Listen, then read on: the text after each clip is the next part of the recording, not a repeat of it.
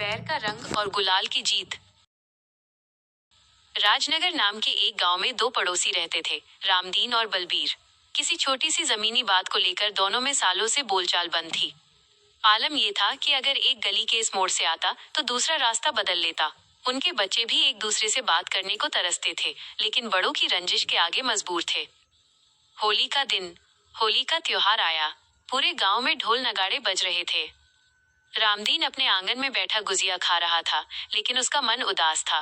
उसे वो समय याद आ रहा था जब वो और बलबीर मिलकर पूरे गांव को रंग देते थे। तभी रामदीन का छोटा बेटा गोलू भागता हुआ आया और बोला, पिताजी, बलबीर काका के घर के बाहर बहुत भीड़ है, शायद उन्हें चोट लगी है।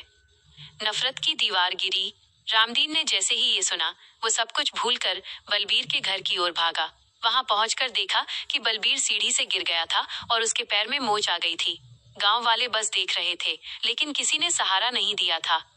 रामदीन ने बिना सोचे बलबीर का हाथ थामा और उसे सहारा देकर खड़ा किया। बलबीर की आंखों में शर्मिंदगी के आंसू थे। उसने धीमी आवाज में कहा, रामदीन भाई, इतने सालों की कड़वाहट के बाद भी तुम आए। रामदीन ने मुस्कुराते हुए अपनी जेब से लाल गुलाल निकाला और बलबीर के गालों पर मल दिया। उसने कहा, बलबीर, ये रंगों का त्योहार है। अगर आज भी दिल साफ नहीं किया तो ये गुलाल तो बस धूल है। पुरानी बातों को आज इसी होलिका दहन की आग में जला डालो। एक नई शुरुआत। बलबीर ने भी लंगड़ाते हुए रामदीन को गले लगा लिया। दोनों परिवारों ने मिलकर होली मनाई। उस दिन राजनगर के लोगों ने देखा कि गुलाल का रंग सिर्फ चेहरे पर ही नहीं, बल्कि दो टूटे हुए दिलों पर भी चढ़ गया था। सीख, होली सिर्फ हुड़दंग का नाम नहीं है, बल्कि ये अपनों से गिले शिकवे दूर कर फिर से एक होने का अवसर है।